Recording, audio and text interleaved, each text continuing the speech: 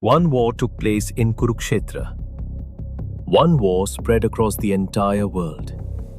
On one side were the Pandavas and the Kauravas. On the other side were Nazi Germany and the Allied nations. In one war, there were chariots, bows, and conches. In the other war, there were tanks, planes, and bombs. But between these two wars, there is one very deep similarity. In both places, the question was not only about land or kingdom.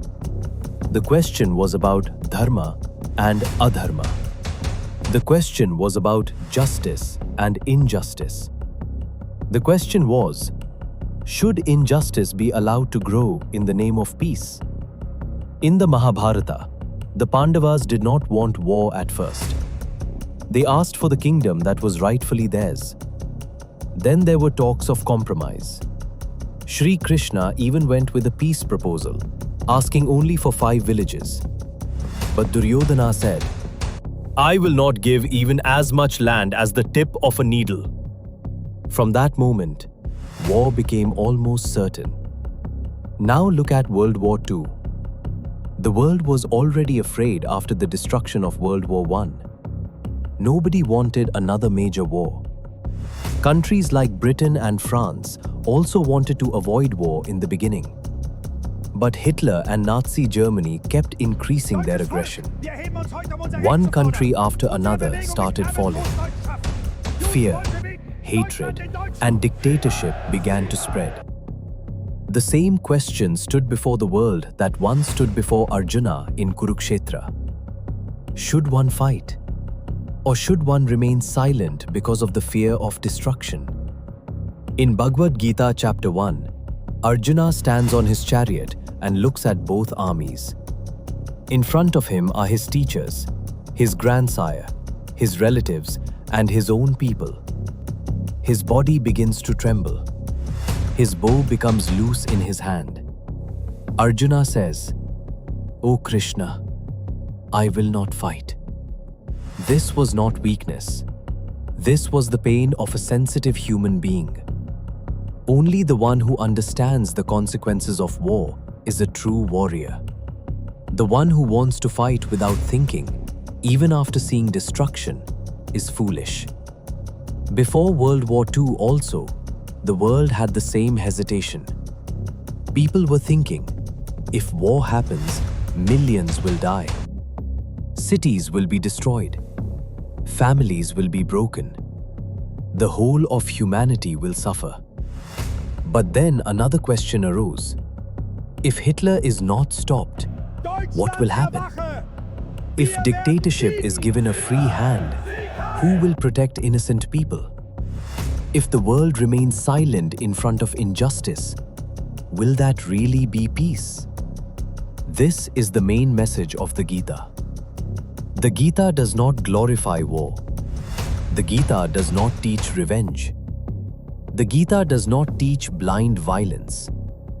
The Gita says, first clear your mind, remove your ego, recognize your fear, then see what your duty is. Arjuna was not fighting out of personal anger. His war was for the protection of Dharma. In the same way, the fight of the Allied nations in World War II was not only for land or power. It was a fight to stop a destructive ideology that had become a danger to all of humanity. In Kurukshetra, Duryodhana became a symbol of ego. In World War II, Hitler became a symbol of uncontrolled power and hatred. In Kurukshetra, Shri Krishna reminded Arjuna, your duty cannot be guided only by your emotions. World War II also gave the world the same lesson.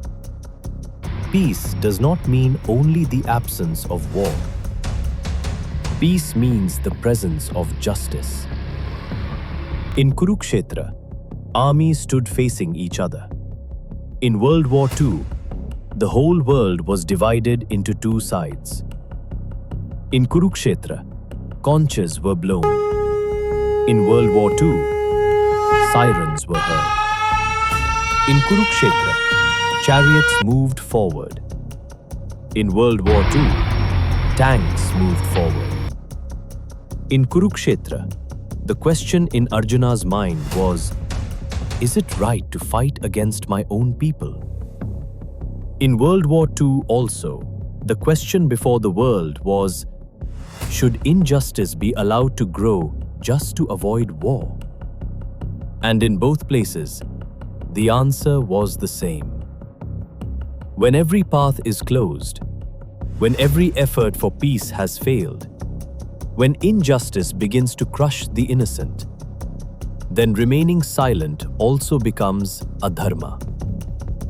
That is why Kurukshetra is not just an old war, and World War II is not just an event from history. Both teach us the same lesson. Peace is necessary, but without justice, peace is incomplete. Dharma does not mean only prayer or worship. Dharma means doing the right thing at the right time. And sometimes, the right thing is not easy. Sometimes, the right thing gives pain. Sometimes, the right thing becomes a difficult decision like war. Reduced to rubble and fire. But the Gita does not teach us to run away from fear. The Gita teaches us to stand with a clear mind, right thinking, and a sense of duty. Whether it is Kurukshetra or World War II, the question remains the same. When adharma stands before us, will we remain silent? Or will we stand for dharma? If you enjoyed this video and would like to explore the timeless wisdom of the Bhagavad Gita, Mahabharata, and other great epics of Bharat, please consider subscribing to Mahakavya.